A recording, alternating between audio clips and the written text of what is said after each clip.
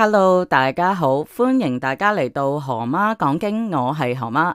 今集會繼續同大家分享教養的秘密中嘅教養的秘密當中嘅秘密第二課。今集呢，我就會針對而家喺香港好多人都面對緊嘅一個叫做獨生病嘅話題啊。眾所周知，香港就寸金尺土，住屋問題都令到大部分嘅香港人非常頭痕啊。所以對於生育啊，大家都抱持住一個比較保守嘅態度。多數嚟講，一個起就兩個止啦。加上為咗提供俾小朋友嘅資源可以更加集中，好多家庭都係生一個就夠晒數。但係由於得一個小王子或者一個小公主嘅關係，我哋都不其然對佢哋格外保護同埋縱容啊，引致到今時今日有獨生病呢個 term 去負面形容一啲冇兄弟姊妹嘅小朋友啊。如果大家都有興趣了解多啲，唔好錯過今集嘅內容啦。事不宜遲，我哋即刻開始教養的秘密第二課。獨生仔女非驕即縱，教養態度決定性格，咩意思啊？作者喺呢課呢就提到，有一項研究明確咁樣指出啊，父母嘅教養態度啊，會影響獨生仔女嘅朋輩互動行為啊。即係點解啊？即係如果父母雙方都係權威開明型嘅，佢哋教出嚟嘅仔女呢就會比較受歡迎。但係如果其中一方呢發起不合作運動啊，佢哋係屬於寬大驕縱型啊，或者忽視冷漠型嘅話呢，佢哋個仔女都會比較不受歡迎㗎喎。另外呢，如果親子互動良好嘅家長啦，又或者佢重視小朋友朋輩關係嘅家長，佢哋同樣都可以教育出比較受歡迎嘅獨生仔女。而另一項研究獨生子女同非獨生子女雙親教養態度嘅差異裏面啊，都發現咗小朋友所感受到嘅保護行為越多，學業失敗嘅容忍力就越差。除此之外，小朋友如果感受關懷行為越多嘅話，佢哋人際問題解決嘅態度呢就越佳。呢樣嘢呢，就證明咗父母教養嘅態度係會深深咁樣影響小朋友解決問題嘅能力同埋挫折忍受力啊。咁樣講嘅話，原來獨生子女嘅負面印象係源於父母教養嘅態度同方式喎。但係又好難怪嘅，如果屋企得一個小朋友，萬千寵愛在一身，個個都錫佢、縱佢、溺愛佢、呵護佢，咁樣又好難唔縱壞嘅。但係河媽同樣覺得錫同縱之間其實都係一線之差。而作者呢，就針對咗呢個問題，提供咗9個建議俾我哋。如果聽緊嘅你哋同河媽一樣，都係得一隻小河馬嘅話，我哋一齊去學下嘢。原則 No.1 啊，有愛，但係都要有原則㗎。正所謂國有國法，家有家規，每個屋企都應該係有一定嘅規範，小朋友等佢哋可以去遵從，就唔會由細到大都任性妄為啦。例如攞爸爸媽媽嘢嘅時候，要用借嘅方式啦，而唔係啾一聲就攞咗去就走咗去。咁樣嘅話，其實到佢哋將來返學，又或者喺出面社交，佢想得到一樣嘢嘅時候呢，佢就唔係用問，佢係用攞或者搶嘅方式。千祈唔好睇小呢種任性啊！如果冇定呢種原則俾佢哋自細去培養嘅話，小朋友久而久之就會覺得所有嘢佢哋都係應得，所有嘢佢哋都可以隨便攞，都係屬於佢哋嘅。而當真係得唔到嘅時候啊，佢哋就或者會出現偷又或者搶呢個行為啊，所以真係要小心啊！原則 No.2，提供多啲朋輩互動嘅機會俾佢哋。爸爸媽媽咧應該積極創造多啲機會咧，俾小朋友去學習社交，因為咧佢哋已經冇手足俾佢哋可以學習同埋練習啊。所以咧，我哋可以多啲約其他朋友，帶埋佢哋嘅小朋友一齊出嚟玩下啦，又多啲帶佢去公園玩下啦，俾多啲機會去接觸其他小朋友，啟動佢哋嘅社交互動。可能好多家長咧都會有一啲錯誤嘅迷思啊，認為如果可以俾佢哋多啲機會去接觸其他小朋友嘅話，咪早啲擁佢哋返學咯，早啲上 N 班，早啲去 playgroups， 咁咪多啲機會咯。但係咧，留意返啊，呢個方法其實咧係有機會有反效果㗎喎。因為如果你哋嘅小朋友佢長期都係習慣咗一個人，而你又冇乜俾佢接觸其他小朋友嘅機會，你一下子擁佢哋入去團體生活啊，其實啊俾你都好驚啦。佢哋同樣都會好不知所措㗎，因為咧佢哋根本就唔識得點樣去交朋友啊。咁但係咧同時間佢又想去引人注意咯，所以佢有可能會做出好多令家長好頭痛嘅行為出嚟嘅，例如去故意咁樣發起不合作運動啦，去整蠱其他小朋友啦，特登破壞課堂上嘅秩序等等等等啊！如果啊有咁樣嘅行為出現嘅話，各位家長要留意返啊！你哋真係要因你哋小朋友嘅性格去決定究竟應唔應該俾佢提早去進入校園嘅生活㗎。原則3，父母嘅衝突呢，麻煩就唔好拉小朋友入嚟啦。由於家庭嘅組合呢，淨係得3個人，爸爸媽媽同你哋嘅仔女啦，所以爸爸媽媽呢，好容易唔小心將情緒呢就帶咗俾小朋友，無形間令到佢哋會有好大嘅壓力，你係唔察覺嘅。例如媽媽對爸爸有怨言，可能不其然就會喺屋企講啦。唉，你爸爸啊真係好衰噶，得閒啊都唔帶你出去玩啊，淨係掛住喺度攤喺度打機嘅咋，等等等等呢一類型嘅負面說話啦。呢一種拉攏又或者叫做挑撥嘅行為，都好容易會影響到小朋友，甚至會令到佢哋有樣學樣噶。正所謂衰嘢啊最容易學噶嘛，所以請爸爸媽媽記住，如果你哋之間多啲表現出愛嘅行為啊，就可以增加小朋友嘅正向情緒同埋行為表現噶啦。你哋雙方嘅互動行為，其實小朋友都看在眼裏，放在心裏噶。對於呢一點，何媽都想講多少少。其實本身夫妻關係就已經係一個好難嘅課題，當生完小朋友變咗一個家庭關係嘅時候，就變得更加複雜，更加困難。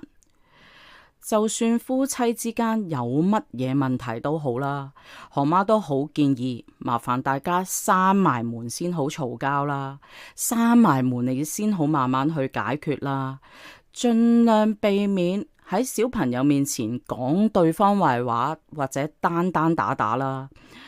既然你哋大人嘅問題都咁難解決嘅話，仲咩要將呢個問題去加諸喺小朋友嗰度呢？有咩意思呢？佢哋又幫唔到手嘅，係咪？所以呢樣嘢，請大家去三思一下。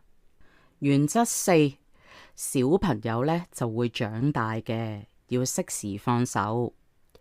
而家世代嘅爸爸媽媽成日都做得太快同太多啊，勁過葉問啊！我覺得，當你以為幫緊小朋友嘅同時啊，其實無形間令佢哋喪失咗學習獨立嘅機會。尤其獨生仔女嘅家長最容易就有咁樣嘅行為，因為大家都好擔心唯一嘅小朋友會唔開心。何媽認為咧，作為父母最重要嘅係教育，而教育係培養佢哋嘅能力，而唔係幫佢哋做晒所有嘅嘢。好多時因為我哋嘅注意力只係集中放喺唯一嘅小朋友身上，而我哋又覺得自己做就最快靚正啦，所以根本就冇乜機會俾佢哋自己出手。但係其實你一日唔俾佢出手，佢又點會學得識呢？佢又點會從學習中去進步呢？除非你諗住餵佢食飯餵到18歲，幫佢執書包執到去大學畢業，又或者你覺得你可以養佢一世，幫到佢一世。所以我就覺得作為家長最困難嘅地方係要諗方法點樣去教佢哋，令佢哋學識同埋成長。所以呢，其實教仔先係最燒腦噶，冇工作係比呢個工作更加困難噶。第5個原則，每個小朋友都係獨立個體，我哋應該幫佢哋揾到自己嘅強項。爸爸媽媽係仔女最親近嘅人，我哋應該由細到大就觀察下小朋友佢獨特嘅氣質究竟係啲乜嘢呢？鼓勵佢哋向住佢哋嘅優勢去發展，而唔係追求我哋大人眼中嘅成就喎。例如呢，認為小朋友中意畫畫，好啦，就送佢哋去學畫畫啦。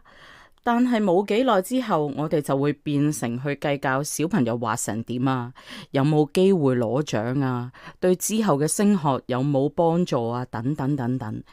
而開始唔係讚佢哋，哇，畫得越嚟越好咯喎，諗下點樣裱起佢放喺屋企俾大家欣賞先。我哋應該繼續去以欣賞嘅角度去等佢哋好好發展佢哋嘅獨特氣質同埋優勢。第6個原則啊，家人教養嘅態度要一致，照顧者呢就要充分溝通。作者就表示呢個教養原則係最基本嘅原則啊，即係唔好阿媽教緊阿仔嘅時候，阿爸爸又出嚟話，唉，唔緊要啦，唔好大驚小怪啦，好小事啦，等等等等。我覺得夫妻之間對於教養應該係提早要有一個共識㗎，而最起碼嘅共識啊，就係麻煩我教緊嘅時候，你可唔可以試下唔出聲當幫忙啊？除此之外呢，最重要嘅應該係同理心嘅部分，因為獨生仔女互動嘅對象多數都係成年人，即係爸爸媽媽啦、4大長老啦、即係照顧者啦、姐姐啦等等。所以喺同理心嘅建立上面，建議父母或者照顧者要費多少少功夫啦。咁點樣可以幫佢哋建立起佢哋嘅同理心呢？何媽就覺得赤手空拳可以做到嘅，隨時隨地又可以做到嘅，就係多啲進行一啲有意義嘅溝通啊，即係傾一啲有養分嘅偈，唔係嗰啲你今日食咗咩啊？今日老師數學堂講咗啲乜嘢啊？即係然後就沒有然後嗰啲呢。其實每一日都會有千千萬萬樣事情發生，我哋都可以隨機一樣最深刻嘅事去同佢哋傾偈。即係爸爸媽媽，其實你自己都可以分享你每一日發生嘅事，又或者嗰一日你覺得好深刻嘅事，你都可以同小朋友分享噶，唔係淨係得佢去分享噶嘛。咁當然啦，你想了解多啲佢，咁都可以試下由問問題開始嘅。例如，你今日返學有冇啲咩好笑嘅事分享下？你今日小息同邊個玩啊？咁繼而去答完一啲好基本嘅答案之後，你咪可以跟住嗰個答案去追住問落去咯。哦，你同阿邊個玩啊？咁你哋玩啲乜嘢㗎？咦，咁佢係咪你最好嘅朋友啊？等等等等。咁又或者發生咗啲咩好笑嘅事啊？講嚟聽下，點解好笑啊？喂，點解當時佢咁做嘅？點解當時你又咁樣反應嘅？等等。我認為學識問問題真係一個好重要、好重要嘅一個要訣啊！因為我哋要識得引導佢哋講多啲、講深啲，先揾到教育嘅切合點啊！同時間又可以了解多啲佢哋日常發生嘅事啦，尤其是而家爸爸媽媽通常都咁忙要返工啦，又或者大家分離咗幾個鐘嘅時間，其實都有好多嘢可以發生噶嘛。我哋了解佢多啲之餘，就可以慢慢進入佢哋嘅內心世界啦。要進行呢個互動而引導佢哋表達喺發生事情嘅時候嘅感受啊。咁咁我哋父母同時間都可以多啲向佢去表達或者分享自己對事情嘅感受，又或者睇個電視都可以有好多分享嘅。例如我睇小丸子都可以喊嘅，咁我女就會問我啊，點解你喊啊？我話因為我覺得好感動喎，佢爺爺為咗揾佢而即係跑咗咁多條街，咁老嘅老人家，我真係覺得好辛苦，等等等等。跟住我女就會繼接住呢個話題去繼續講落去，透過大家互相談心呢個咁幸福嘅過程，其實久而久之，小朋友嘅同理心呢就會慢慢建立出嚟噶啦。去到第7個原則啊，爸爸媽媽相處就係小朋友最好嘅一面鏡啊。就因為冇手足相處嘅關係，好多時佢哋學處理社交紛爭，其實都係由爸爸媽媽嗰度學。小朋友呢，因為冇辦法由細，又冇辦法好頻密咁樣去同手足交流，去學習，去練習，所以呢，大人即係最親嘅父母相處啦，4大長老相處啦，就係佢哋學習嘅典範咯。即係咩啊？爸爸媽媽，你哋係守緊行為嘅，冇小朋友嘅時候，你都仲可以好任性，好隨意咁樣亂發脾氣啊，中意嘈交啊，嘈交啊，打你咪打你咯，洗擇日啊咁樣。但係呢，原來做咗父母之後，先係自己成長嘅最佳時機，同埋都要定期去訓練下自己嘅 EQ 啦，因為They are watching you 啊，盡可能以最高嘅 EQ 去處理夫妻之間嘅矛盾或者摩擦啦。尤其喺小朋友面前啊，當你揸緊個拳頭嘅時候，望一望你個女或者你個仔，望緊你噶，睇緊你頭噶，放鬆啲，好，笑一笑，試下用溝通去解決。第8個原則呢，其實呢個都呼應翻第4個原則。第4個原則嗰陣，我哋就講到啦，小朋友會長大嘅，咁我哋都要適時去放手。而呢個第8個原則呢，佢就講啦，父母呢都太快出手去幫小朋友啊。而家啲父母其實真係好無微不至，喺小朋友需要嘅時候都已經好快出手，又或者已經出咗手去幫佢哋。有啲仲勁到呢，小朋友未開口啊，先知一樣啊，已經係出咗手。我好明白大家會好想照顧好我哋嘅仔女，但係除咗照顧，有冇諗過呢種愛可能變成害咗佢呢？當小朋友遇到問題嘅時候，要教導嘅應該係思考嘅能力，又或者佢哋學習處理嘅能力，而唔係直接去幫佢哋做啊。何媽係100個咁認同啊！我一直都好堅持，所謂教養應該係培養佢哋解決問題嘅能力啊嘛，講咗1000次啦，而唔係幫佢哋解決個問題啊。試問我哋可以陪伴喺佢身邊幾多年呢？我哋又可以幫佢哋解決問題，解決到幾時呢？咁到有一日我哋唔喺身邊嘅時候，佢又可唔可以獨立去解決呢？有時我哋應該為咗佢哋而諗長遠少少，咁就去收手啦。最後一個原則啊，第9個啊，做一個理性嘅聆聽者。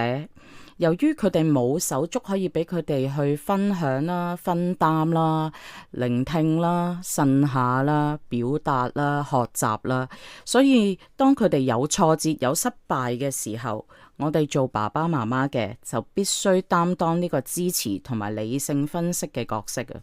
試下唔好下下都打斷佢哋講嘢同埋表達。試下豎起我哋隻耳仔，細心啲聽下佢哋講啲乜嘢，然後喺佢哋講完嘅時候，幫佢哋整理一下情緒嘅重點。換言之就係咩啊？先聆聽，然後我哋先開口啊！咁樣嘅溝通呢，就會更有效果。爸爸媽媽好多時因為小朋友嘅表達能力不足啦，我哋嘅耐性又好有限，所以我哋好不其然呢，就會成日去打斷佢講嘅嘢，又或者搶閘去幫佢講佢想講嘅嘢。但係有時咁樣做嘅話，可能未必係達到佢最想表達嗰個效果嘅。所以爸爸媽媽試下，我哋合埋個嘴仔，跟住聽下佢哋講啲乜嘢先，之後我哋先再去回應佢，幫助佢。對於以上9大原則，唔知大家又做咗幾多條呢？又或者你中咗幾多條啊？又或者有幾多條真係帶到俾大家叮一聲嘅感覺呢？何媽都好明白資訊量呢真係有啲多嘅，大家都不妨得閒可以聽多幾次。又或者有興趣又唔怕睇書嘅朋友，我都好建議大家買呢本書嚟鎮下家宅嘅。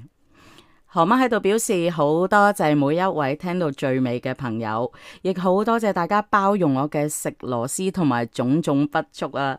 我會繼續努力改善噶啦，希望帶到更多更好嘅內容俾大家，等大家都可以同我一齊不停學習。下星期一繼續同大家何媽講經，拜拜。